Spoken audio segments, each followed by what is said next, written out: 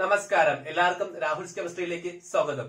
ഇന്നത്തെ ക്ലാസ്സിൽ ഞാൻ ഡിസ്കസ് ചെയ്യാൻ പോകുന്നത് +1 കെമിസ്ട്രിയിലെ 4ാമത്തെ പാഠമായ chemical bonding and molecular structure എന്ന ചാപ്റ്ററിലെ ഫജൻസ് റൂൾ എന്ന ടോപ്പിക്കാണ്. ശരിക്കും ഈ ടോപ്പിക്ക് വരുന്നത് പൊളാരിറ്റി ഓഫ് ബോണ്ടിങ് എന്ന ടോപ്പിക്കിനകത്താണ്. അപ്പം നമ്മൾ അതിന്റെ വീഡിയോ ചെയ്തിട്ടുണ്ട്. അപ്പൊ അതിന്റെ ബാക്കിയാണ് ഈ വീഡിയോ. അപ്പം ദയവായി അത് കാണാത്തവർ കാണുക. അതിന്റെ ലിങ്ക് താഴെ ഡിസ്ക്രിപ്ഷൻ ബോക്സിൽ കൊടുത്തിട്ടുണ്ട്. അപ്പൊ ആ വീഡിയോയിൽ ഞാൻ പറഞ്ഞെന്താണ്, ആ വീഡിയോ നമ്മൾ കണ്ടത് എന്താണ്, ഒരു കോവലന്റ് ബോണ്ടിങ്ങിനകത്തുള്ള അയോണിക് ക്യാരക്ടർ ആണ് അല്ലെ. ഞാൻ ആദ്യമേ പറഞ്ഞായിരുന്നു, ഒരു കോവലന്റ് ബോണ്ടിങ്ങിനകത്ത് 100% കോവലന്റ് ബോണ്ടിങ് ആയിരിക്കില്ല, കുറച്ച് എന്ത് കാണും, അയോണിക് ക്യാരക്ടർ കാണും. അതുപോലെ അയോണിക് ബോണ്ടിങ്ങിനകത്ത് എന്ത് കാണും, ശകലം കോവലന്റ് ക്യാരക്ടർ കാണും.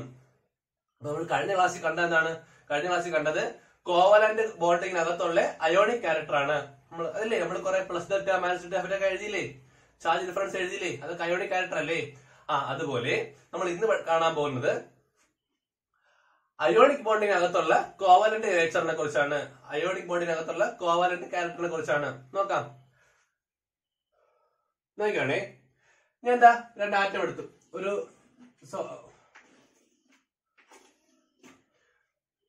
ഞാൻ ഈ വീഡിയോയിലെ ആദ്യത്തെ പാർട്ടിലാണോ രണ്ടാമത്തെ പാർട്ടിലാണോ ഓർമ്മയില്ല. ഈ ചാപ്റ്ററിന്റെ ഞാൻ പറഞ്ഞായിരുന്നു, ആനയോൺ എപ്പോഴും വലുതായിരിക്കും, കാറ്റയോൺ എപ്പോഴും ചെറുതായിരിക്കും അല്ലെ. പ്ലസ് ചാർജ് എപ്പോഴും ചെറുതായിരിക്കും, മൈനസ് ചാർജുള്ള എപ്പോഴും വലുതായിരിക്കും എന്ന് ഞാൻ പറഞ്ഞതാണ്. ഞാൻ ഓർത്ത് വയ്ക്കാനായിട്ട് കാറ്റ് പൂച്ച ചെറുത്, ആനയോൺ വലുത്, ആന വലുത് എന്നൊക്കെ പറഞ്ഞ് കോഡോ തന്നിരുന്നു. ഓക്കെ, അത് ആ ക്ലാസ് കണ്ടാൽ മതി. അപ്പൊ നോക്കിയാണേ, ഇവിടെ എന്താണ് സംഭവിക്കുന്നത് അറിയാമോ. ഞാനൊരു അയോണിക് ബോണ്ടിങ്ങുള്ള സംഭവം എടുത്ത്, ഒരു കാറ്റയോൺ ഉണ്ട്, ഒരു ആനയോൺ ഉണ്ട്. ഫോർ എക്സാമ്പിൾ, ഇത് NaCl സങ്കല്പിച്ചോളൂ. അപ്പൊ എണ്ണയാണെന്ത്, ഈ ആറ്റം എണ്ണയാണ്, ഈ ആറ്റം ക്ലോറിനാണ്. ഓക്കെ അല്ലേ. അപ്പൊ അവിടെ നിൽക്കട്ടെ. ഇനി എന്താണെന്ന് നോക്കാം. ഇവിടെ ന്യൂക്ലിയസ് അടുത്തിരിക്കുകയല്ലേ. ഈ ന്യൂക്ലിയസിന് വേണമെങ്കിൽ എന്ത് ചെയ്യാൻ പറ്റും, ഔട്ടർ മോസ്റ്റിലുള്ള, അതായത് ഇവിടെയുള്ള ഇലക്ട്രോണിനെ അട്രാക്ട് ചെയ്യാൻ പറ്റൂലേ, ഇല്ലേ. ഈ പറഞ്ഞ ന്യൂക്ലിയസിന് ചെറിയ ആറ്റം അല്ലേ, അപ്പൊ അതിന്റെ ന്യൂക്ലിയസ് വളരെ അടുത്തല്ലേ ഇവിടെ ഇരിക്കുന്നേ. അപ്പം അപ്പുറത്തെ അതായത് ആനയോണിന്റെ അവിടെയുള്ള ഇലക്ട്രോണിന് എന്ത് ചെയ്യാൻ പറ്റും, ഈ ന്യൂക്ലിയസ് അട്രാക്ട് ചെയ്യാൻ പറ്റുമല്ലോ. അപ്പൊ എന്ത് സംഭവിക്കും, ഇത് ഉണ്ടായിട്ടിരിക്കൂല, പകരം എന്ത് ചെയ്യും, ഇതുപോലെയാവും അല്ലേ. കാരണം ആ ഒരു അട്രാക്ഷൻ ഇവിടെ ഉള്ളതുകൊണ്ട് എന്ത് ചെയ്യും, ഇത് ഇവിടെ വന്ന് ഇങ്ങനെ അട്രാക്ട് ചെയ്യാൻ തുടങ്ങും അല്ലേ. അപ്പം കുറച്ച് ഡിസ്റ്റോർഷൻ സംഭവിച്ചില്ലേ, ആ രൂപമാറ്റം ഉണ്ടായില്ലേ. ഇങ്ങനെ കുറച്ച് സംഭവങ്ങളുണ്ട്. അപ്പൊ നമുക്ക് കുറച്ച് ടേംസ് പഠിക്കാനുണ്ട്. ആ ടേം എന്താണെന്ന് പറയാം, വായിക്കണേ. നോക്കാം നമുക്ക്. ഒന്നാമത്തെ പോയിന്റ് ആണ് പോളറൈസിംഗ് പവർ. ഇമ്പോർട്ടന്റ് ആണ് പോളറൈസിംഗ് പവർ. ഇതിലുള്ള എല്ലാ ടേമും ഒരുപാട് തവണ ചോദിച്ചിട്ടുണ്ട്. നിങ്ങൾക്ക് സംശയം ഉണ്ടെങ്കിൽ പ്രീവിയസ് ഇയർ ക്വസ്റ്റ്യൻ നോക്കാം. ഒരുപാട് തവണ ഫജൻസ് റൂൾ ചോദിച്ചിട്ടുണ്ട്, ഒരുപാട് തവണ. വളരെ ഇമ്പോർട്ടന്റ് ആണ് പോളറൈസിംഗ് പവർ. എന്നൊക്കെയാണേ പോളറൈസിംഗ് പവർ എന്ന് പറഞ്ഞാൽ, നമ്മളെ കാറ്റയോണിനെ കൊണ്ട് എന്തുമാത്രം ആനോണിനെ പോളറൈസ് ആക്കി മാറ്റാൻ പറ്റും, ആ പവറാണ് എന്ത്, പോളറൈസിംഗ് പവർ. ശ്രദ്ധിക്കണേ, നമ്മളെ കാറ്റയോണിനെ കൊണ്ട് നമ്മളെ ആനയോണിനെ എന്തുമാത്രം എന്ത് ചെയ്യാൻ പറ്റും, പോളറൈസ് ആക്കി മാറ്റാൻ പറ്റും, ആ കഴിവാണ് പോളറൈസിംഗ് പവർ. ഇങ്ങനെ പറയാം, it is the ability of cation. എന്തിനാണ്, it is the ability of cation to polarize the nearby anion. തൊട്ടടുത്തിരിക്കുന്ന ഒരു ആനയോണിനെ എന്തുമാത്രം പോളറൈസ് ആക്കി മാറ്റാൻ പറ്റും, ആർക്ക്, കാറ്റയോണിന്. ആ കഴിവിന് എന്തറിയപ്പെടുന്നത്, പോളറൈസിംഗ് പവർ എന്നറിയപ്പെടുന്നത്. It is the ability of the cation to polarise the nearby anion. Okay, അടുത്ത ടൈം നോക്കാം. മാറ്റിയാണേ, നോക്കാം രണ്ടാമത്തെ ടൈം എന്താണെന്ന്. രണ്ടാമത്തെ ടൈമാണ് പോളറൈസബിലിറ്റി.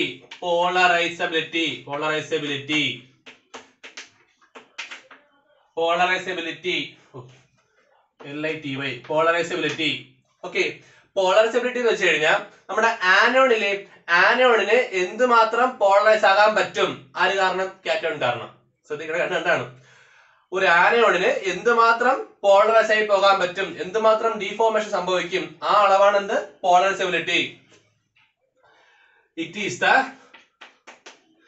ദ ടെൻഡൻസി ആണ്, ആരെ, tendency of the anion. Tendency of the anion. Tendency of the anion. Anion. എന്തിനാണ്? To get polarized. Polarized by a cation. നോക്കിയാണേ, നമ്മൾ ഒരു കാറ്റോൺ കാരണം എന്തുമാത്രം നമ്മുടെ ആനയോണ് പോളറൈസ്ഡ് ആകും, അതിനാണ് വിളിക്കുന്നത് പോളറൈസബിലിറ്റി എന്ന് വിളിക്കുന്നത്. രണ്ടാണ് ആദ്യം പറയുന്നതാണ് പോളറൈസേഷൻ പവർ. പോളറൈസിങ് പവർ എന്താണ്? ഒരു കാറ്റോണിനെ കൊണ്ട് എന്തുമാത്രം പോളറാക്കി മാറ്റാൻ പറ്റും, അതാണ് പോളറൈസിങ് പവർ. പോളറൈസിബിലിറ്റി ആനയോണ് എന്തുമാത്രം പോളറൈസ്ഡ് ആവും, അതാണ് വ്യത്യാസം. രണ്ടാണ് അല്ലെ? ഒന്ന് കാറ്റോണിന്റെ ഭാഗത്ത് ചിന്തിക്കുന്നതും ഒന്ന് ആനോണിന്റെ ഭാഗത്ത് ചിന്തിക്കുന്നതും രണ്ടല്ലേ? അപ്പൊ നമുക്ക് ഈ രണ്ടും കാരണം, അതായത് പോളറൈസിങ് പവറും കാരണം പോളറൈസിബിലിറ്റി കാരണം എന്ത് സംഭവിക്കും? നമ്മളെ പോളറൈസേഷൻ സംഭവിക്കും. ഓക്കെ, നമുക്ക് അടുത്തിലോട്ട് പോകാം. നോക്കിയാണേ, ഇനി നോക്കിയാണേ, നമ്മള് നേരത്തെ വരച്ച് ഒരു കാറ്റോൺ വരച്ചു, ഒരു ആനയോൺ വരച്ചു. എന്ത് സംഭവിക്കും? ഈ കാറ്റയോണ് അതിന്റെ പോളറൈസിങ് പവർ കൂടുതലാണെങ്കിൽ എന്ത് ചെയ്യും? ഇവിടെയുള്ള ഇലക്ട്രോണിനെയും കൂടെ ഇങ്ങോട്ട് വലിച്ചോണ്ട് പോകും. അപ്പൊ എന്താവും? ഈ ആനോൺ എന്താവും? ആനോൺ വേണ്ട ഇതുപോലെ ആവും എന്ന് പറഞ്ഞില്ലേ? ഇങ്ങനെ ഉണ്ടാവുന്ന ആനോണിനെ വിളിക്കുന്ന പേരാണ് പോളറൈസ്ഡ് ആനയോൺ. പോളറൈസ്ഡ് ആനയോൺ എന്ന് വിളിക്കും. ഒരു കാര്യം പറഞ്ഞോട്ടെ, ഇപ്പൊ നമുക്ക് ഇവിടെയുള്ള ഇതിന്റെ ആനോണിനകത്തിരുന്ന ഇലക്ട്രോണിനെ ആര് കൊണ്ടുപോയി? കാറ്റോൺ കൊണ്ടുപോയില്ലേ? അപ്പം കുറച്ച് ഇലക്ട്രോൺ ഷെയർ ചെയ്തില്ലേ? അപ്പൊ എന്തായി? കോവലന്റ് നേച്ചർ ആയില്ലേ? അല്ലേ? ഇലക്ട്രോൺ ഷെയർ ചെയ്യുന്നതിലെ കോവലന്റ് ക്യാരക്ടർ എന്ന് പറയുന്നേ. നമുക്ക് ശ്രദ്ധിക്കണേ, ഇവിടെ ഉണ്ടായിരുന്ന ഇലക്ട്രോണിനെ എന്ത് ചെയ്ത്? ഇതിന്റെ പോളറൈസിങ് പവർ കാരണം എന്ത് ചെയ്യും? ഈ കാറ്റയോൺ കുറച്ച് എടുത്തോണ്ട് പോകും, കുറച്ച് ഷെയർ ചെയ്യും. അപ്പൊ എന്തായി? അങ്ങനെ എന്ത് സംഭവിക്കും? കോവാലന്റ് ക്യാരക്ടർ ഉണ്ടാകും. ഇങ്ങനെയാണ് ഇത് സംഭവിക്കുന്നത്. അയോണിക് ബോണ്ടിങ്ങിനകത്ത് കോവാലന്റ് ക്യാരക്ടർ ഉണ്ടാവുന്നത്. ഓക്കെ, ഇങ്ങനെയാണ് അയോണിക് ബോണ്ടിങ്ങിനകത്ത് കോവാലന്റ് ക്യാരക്ടർ ഉണ്ടാവുന്നത്. കാരണം എന്താണ്? ഇലക്ട്രോണിനെ കൊണ്ടുപോയില്ലേ, ഷെയർ കൊണ്ടുപോയില്ലേ? അപ്പൊ എന്തായി? കോവാലന്റ് ക്യാരക്ടർ ആയി. അപ്പൊ എന്താണ് പജൻസ് റൂൾ എന്ന് അറിയണ്ടേ? പജൻസ് റൂൾ പറയാന്ന് പറഞ്ഞാൽ എന്തുമാത്രം പോളറൈസേഷൻ സംഭവിക്കും എന്നത് എങ്ങനെയാണെന്നാണ് പറയണേ. നോക്കാം എന്താണ് റൂൾ എന്ന് പറയാമേ. മാറ്റിയാണേ, നോക്കാം നമുക്ക് എന്താണ് പജൻസ് റൂൾ എന്ന്. പജൻസ് റൂൾ എന്ന് വെച്ച് കഴിഞ്ഞാൽ നമ്മൾ ഈ അയോണിക് ബോണ്ടിങ് ഇല്ലേ, ഈ അയോണിക് ബോണ്ടിങ്ങിനകത്ത് എന്തുമാത്രം കോവാലന്റ് ക്യാരക്ടർ ഉണ്ട്, അത് എന്തൊക്കെ ഫാക്ടറിനെ ഡിപ്പെൻഡ് ചെയ്യും എന്നതാണ് ആര് പറയണേ? പജൻസ് റൂൾ പറയണേ. അപ്പൊ ഏതൊക്കെ ഫാക്ടർ ഡിപ്പെൻഡ് ചെയ്തിട്ടാണ് നമ്മുടെ കോവാലന്റ് ക്യാരക്ടർ, ഇവിടെ അയോണിക് ബോണ്ടിങ്ങിനകത്ത് കോവാലന്റ് ക്യാരക്ടർ കാണിക്കുന്നതെന്നാണ്. നോക്കാം പജൻസ് റൂൾ പറയുന്നത് എന്താണെന്ന്. പജൻസ് റൂൾ ഇമ്പോർട്ടന്റ് ആണേ, ഞാൻ പറഞ്ഞ് പ്രീവിയസ് ഒരുപാട് തവണ വെച്ചിട്ടുണ്ട് ക്വസ്റ്റ്യൻസ്. നോക്കാം പജൻസ് റൂള്. ഒന്ന് പറയണെന്ന് പറഞ്ഞാല് size of the cation depend ചെയ്യും. രണ്ട് പറയണെന്ന് പറഞ്ഞാൽ size of the anion depend ചെയ്യും.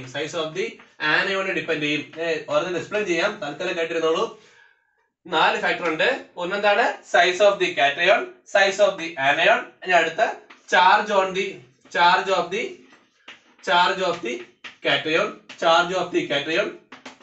The cation. നാലാമത്തെ ഫാക്ടർ ആണ് ഇലക്ട്രോണിക് കോൺഫിഗറേഷൻ ഓഫ്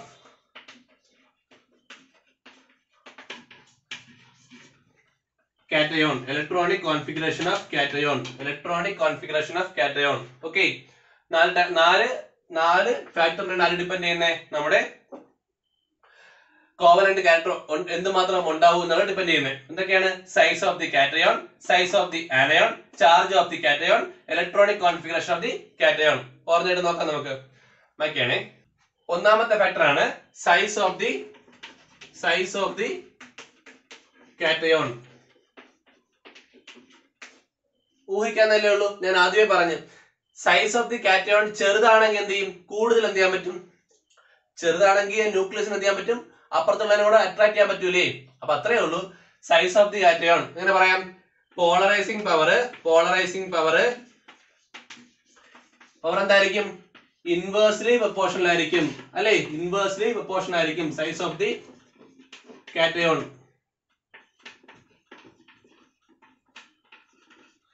അല്ലെ? ഊഹിക്കുന്നതല്ലേ ഉള്ളൂ.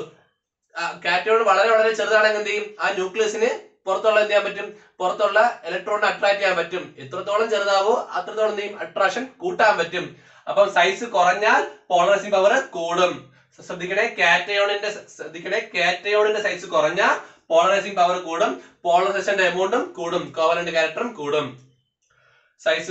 കാറ്റയോണിന്റെ സൈസ് കുറഞ്ഞാൽ പോളറൈസിംഗ് പവർ കൂടും, പോളറൈസേഷനും കൂടും. ഓക്കെ, നമുക്ക് അടുത്ത് നോക്കാം സൈസ് ഓഫ് ദി ആനയോൺ. മാറ്റിയാണേ, നോക്കാം സൈസ് ഓഫ് ദി ആനയോൺ. ആനയോണിന്റെ സൈസ് ആലോചിക്കാണ്. എത്രത്തോളം വലുതാവോ അത്രത്തോളം അല്ലേ ഇടിച്ചു കയറാൻ പറ്റൂ, അല്ലെ? ചെറുതാണെങ്കിൽ എന്ത് ചെയ്യാൻ പറ്റൂല, ചെറുതാണെങ്കിൽ വിട്ടുകൊടുക്കാൻ പറ്റൂല. കാരണം ആ ചെറുത് എന്ത് ചെയ്യും, അതിന്റെ ഇലക്ട്രോണിനെ വിളിച്ചു വെക്കും. ഉദാഹരണത്തിന് ഇങ്ങനെ ഇരിക്കുകയാണെന്ന് വെച്ചോ, അപ്പൊ ഇവിടെ ന്യൂക്ലിയസ് ഉണ്ടല്ലോ, ആ ന്യൂക്ലിയസ് എന്ത് ചെയ്യും, ഇത് ചെറിയ ആറ്റാണെങ്കിൽ എന്ത് ചെയ്യും, ഇതിന്റെ ഇലക്ട്രോൺ അങ്ങോട്ട് തന്നെ പിടിച്ചു വെക്കും. അപ്പൊ എന്ത് ചെയ്യാൻ പറ്റൂല, ഇതിനെ അട്രാക്ട് ചെയ്യാൻ പറ്റൂല. പക്ഷേ ഇത് വളരെ വലുതാണെങ്കിലോ, ഈ ന്യൂക്ലിയസിന്റെ അട്രാക്ഷനെക്കാളും ഇവിടുത്തെ അട്രാക്ഷൻ എന്ത് ചെയ്യും, കൂടുതലായിരിക്കും. അപ്പൊ എന്ത് ചെയ്യും, ഇവിടുത്തെ ഇലക്ട്രോൺ അടിച്ചുകൊണ്ടാൻ പറ്റും. അപ്പൊ ചുരുക്കി പറഞ്ഞാൽ ആനോണിന്റെ സൈസ് കൂടുതലാണെങ്കിൽ എന്ത് ചെയ്യും, കൂടുതൽ പോളറൈസേഷൻ സംഭവിക്കും. ആനോണിന്റെ സൈസ് കൂടുതലാണെങ്കിൽ എന്ത് ചെയ്യും, പോളറൈസേഷൻ പവർ കൂടും. സൈസ് കൂടിക്കഴിഞ്ഞാൽ പോളറൈസേഷൻ പവർ കൂടും, സൈസ് കുറഞ്ഞു കഴിഞ്ഞാൽ പോളറൈസേഷൻ പവർ കുറയും. ഓക്കെ, ഇനി അടുത്ത് നോക്കാം ചാർജ് ഓൺ ദി കാറ്റയോൺ. മാറ്റണേ, നോക്കാം charge on the cation. Charge of the cation. എടാ വേറെ ഒന്നുമല്ല, നിങ്ങളൊരു ചുമ്മാ ആലോചിക്കുകയാണ്. ഇപ്പം Na പ്ലസും ഉണ്ട്, Cu2 പ്ലസും ഉണ്ട്. Na പ്ലസും Cu2 പ്ലസും ഏതിനായിരിക്കും കൂടുതൽ പവർ അട്രാക്ട് ചെയ്യാൻ? ഉറപ്പായിട്ട് ഇതിനായിരിക്കൂലേ. കാരണം എന്താണ്, ഓൾറെഡി 2 ഇലക്ട്രോണിന്റെ കുറവുണ്ട് ആണല്ലോ. അപ്പൊ എന്ത് ചെയ്യും, കൂടുതൽ എന്ത് ചെയ്യും, അത്രത്തോളം ചെറുതാവുകയും ചെയ്യും. അപ്പൊ എന്ത് ചെയ്യും, ന്യൂക്ലിയസിന് കുറച്ചുകൂടെ അട്രാക്റ്റീവ് ഫോഴ്സ് കൂടും. അപ്പൊ എന്ത് ചെയ്യും, കൂടുതൽ അപ്പുറത്തുനിന്ന് വലിക്കാൻ പറ്റും. അത്രേ ഉള്ളൂ. അപ്പൊ എന്താണ് പറയാം, പോളറൈസിംഗ് പവർ എന്ത് ചെയ്യും, is directly proportional to charge on the cation. അല്ലേ? ഒരു ഉദാഹരണം പറയുകയാണെങ്കിൽ Al3+ ആയിരിക്കും ഏറ്റവും കൂടുതൽ, അതിനേക്കാളും കുറവായിരിക്കും ആർക്ക്, ഇത് Mg2+ അതിനേക്കാളും കുറവായിരിക്കും ആർക്ക്, Na+. അല്ലേ? ഇവിടെ 3+, ഇവിടെ 2+, ഇവിടെ +1 ആണല്ലോ. ഓക്കെ, അപ്പൊ ഇതെന്ന് പറയുന്നത് സെയിം സൈസ് ഉള്ള ആറ്റത്തിനെ കുറിച്ചാണ് കേട്ടോ. ആറ്റത്തിന്റെ സൈസ് സെയിം ആയിരിക്കണം, പക്ഷെ ചാർജ് കൂടുതലാണെങ്കിലാണ് ഈ പറഞ്ഞ സംഭവം നടക്കണേ. ബാക്കി മറ്റെല്ലാ ഫാക്ടറും പറഞ്ഞിട്ടുണ്ട്. ഇനി ഒന്നുണ്ട്, എന്താണ് ഇലക്ട്രോണിക് കോൺഫിഗറേഷൻ. മാറ്റിയാണ് പറഞ്ഞത്. നോക്കാം നമുക്ക് അടുത്തത് എന്താണ് ഇലക്ട്രോണിക് കോൺഫിഗറേഷൻ ഓഫ് കാറ്റയോൺ. നോക്കാം ഇലക്ട്രോണിക് കോൺഫിഗറേഷൻ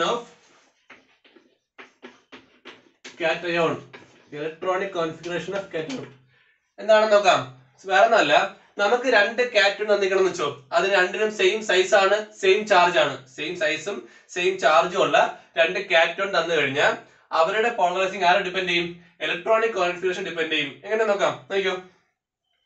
നമുക്ക് തന്നിരിക്കുന്നത് n-1 d⁻n ns⁻0 അതുപോലെ ns2 np6 എന്ന് 2 കോൺഫിഗറേഷൻ ഉള്ള കാറ്റയോൺ ഉണ്ടെന്ന് വെച്ചോ.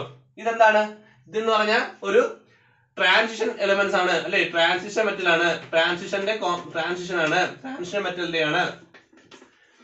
മെറ്റലിന്റെ ഇലക്ട്രോണിക് കോൺഫിഗറേഷൻ ആണ്. ഇതാണെങ്കിലോ ഇതൊരു നോബൽ ഗ്യാസസിന്റെ എന്താണ് ഇലക്ട്രോണിക് കോൺഫിഗറേഷൻ ആണ്. ഇങ്ങനെയാണ് നമുക്ക് തരുന്നതെങ്കിൽ അതില് ഏറ്റവും കൂടുതൽ പോളറൈസേഷൻ കാണിക്കുന്ന ആരായിരിക്കണം, ട്രാൻസിഷൻ മെറ്റൽ ആയിരിക്കണം. ഈ 2 എണ്ണം തന്നിട്ട് ഇതിൽ ഏതാണ് ഏറ്റവും കൂടുതൽ പോളറൈസേഷൻ കാണിക്കണം എന്ന് വെച്ചാൽ ആരായിരിക്കണം, ട്രാൻസിഷൻ മെറ്റലിന്റെ ആയിരിക്കും. ഒരു ഉദാഹരണം ചെയ്ത് കാണിച്ചു തരാം. ഓക്കെ, കാര്യം മനസ്സിലായല്ലോ. മൈക്കാണേ, നോക്കാം. ഞാൻ Cu+ Na+ എടുക്കാം. Cu+ എന്ന് പറഞ്ഞാൽ ഇങ്ങനെ വരും, 2,8,18 എന്ന് വരും. 1 ഉണ്ടായിരുന്ന 1 പോയി +1 ആയത്. സോ ആണെങ്കിൽ Na+ എന്തായാലും 2, 8, 1 ഉണ്ട്, ആ 1 പോയിട്ടാണ് +1 ആയത് ആണല്ലോ. ഇതാണ് ഞാൻ പറഞ്ഞത്. ഇതെന്താണ്, ട്രാൻസിഷന്റെ ആണ് ആണല്ലോ. ഇതാണെങ്കിലോ നോബൽ ഗ്യാസസിന്റെ ആണ്. സംശയമുള്ളവരെ എഴുതി നോക്കിയാൽ മതി, ഫുള്ള് നിങ്ങൾക്ക് കിട്ടും. ഞാൻ മറ്റേ എഴുതിയാണെങ്കിൽ തന്നെ കിട്ടും, ഞാൻ എഴുതി കാണിക്കുന്നില്ല, അതിന്റെ ആവശ്യമില്ല, നിങ്ങൾക്കറിയാം. അപ്പൊ എന്താണ് ഇവിടെ നോക്കുകയാണെങ്കിൽ ഇവർക്കാർക്ക് എന്ത് പോളറൈസേഷൻ കൂടുതല്. ഓക്കെ, 2 കാര്യം പറഞ്ഞോട്ടെ, 2 പ്രധാനപ്പെട്ട കാര്യമാണ്. അതായത് മെൽറ്റിംഗ് പോയിന്റും is inversely proportional to covalent nature. Covalent nature അതായത് കോവാലന്റ് നേച്ചർ കൂടെ എന്ത് ചെയ്യും, മെൽറ്റിംഗ് പോയിന്റ് കുറയാൻ തുടങ്ങും. അപ്പൊ ഞാൻ ഈ കുറെ 4 കാരണങ്ങൾ പറഞ്ഞില്ലേ, ഫാക്ടേഴ്സ് അഫക്റ്റിംഗ് പറഞ്ഞില്ലേ, നിങ്ങൾക്ക് തരുന്ന കോമ്പൗണ്ടിൽ ആ ഫാക്ടർ എല്ലാം തമ്മിൽ കമ്പയർ ചെയ്തിട്ട് നോക്കണം കോവാലന്റ് നേച്ചർ കൂടുതലാണോ കുറവാണോ നോക്കണം. അപ്പൊ മനസ്സിലാവും, കുറവാണെങ്കിൽ മെൽറ്റിംഗ് പോയിന്റ് അതിന് കൂടുതലായിരിക്കും, അതല്ല കോവാലന്റ് നേച്ചർ കൂടുതൽ കിട്ടണമെങ്കിൽ എന്ത് ചെയ്യുക, മെൽറ്റിംഗ് പോയിന്റ് കുറവായിരിക്കും. അതുപോലെ സോലബിലിറ്റി ഉണ്ട്. സോലബിലിറ്റി ഇതുപോലെയാണ്, സോലബിലിറ്റിയും സെയിം ആണ്. Solubility is proportional to inverse proportional to covalent nature. Covalent nature ഇപ്പൊ നിങ്ങൾക്ക് തരുന്ന കോമ്പൗണ്ടിൽ എന്ത് ചെയ്യാം, നിങ്ങൾക്ക് കമ്പയർ ചെയ്യാനായിട്ട് 2-3 കോമ്പൗണ്ട് തരും. എന്നിട്ട് എന്ത് ചെയ്യാം, നിങ്ങളോട് ചോദിക്കും അതിന് ഇതിൽ ഏതായിരിക്കും മെൽറ്റിംഗ് പോയിന്റ് കൂടുതൽ, അല്ലെങ്കിൽ ഇതിൽ ഏതായിരിക്കും സോലബിലിറ്റി കൂടുതൽ നോക്കും ചോദിക്കും. അപ്പൊ എന്ത് ചെയ്യാം, ആ തരുന്ന ഓരോ കോമ്പൗണ്ടിന്റെയും ഞാൻ ഈ പറഞ്ഞ 4 ഫാക്ടർ വെച്ച് കമ്പയർ ചെയ്ത് നോക്കുക. കമ്പയർ നോക്കുമ്പോഴത്തേക്കും കോവാലന്റ് നേച്ചർ കൂടുമോ കുറയോ എന്ന് മനസ്സിലാവും. കൂടുതലാണെങ്കിൽ അതിനെന്തായിരിക്കും, മെൽറ്റിംഗ് പോയിന്റ് കുറവായിരിക്കും, ബോയിലിംഗ് പോയിന്റ് കുറവായിരിക്കും, അതുപോലെ സോളിഡിറ്റി കുറവായിരിക്കും. കോവാലന്റ് നേച്ചർ കുറവാണെന്ന് കിട്ടുകയാണെങ്കിൽ ഇത് രണ്ടും കൂടുതലാണെന്ന് കിട്ടും. ഓക്കെ, അപ്പൊ ഇതോടുകൂടി ഇന്നത്തെ ക്ലാസ് ഞാൻ മതിയാക്കുന്നു. ക്ലാസ് ഇഷ്ടപ്പെട്ടവർ ലൈക്ക് ചെയ്യുക, കൂട്ടുകാർക്ക് ഷെയർ ചെയ്യുക, മാത്രമല്ല അഭിപ്രായങ്ങൾ കമന്റ് ചെയ്യുക, സബ്സ്ക്രൈബ് ചെയ്യുക. Thank you.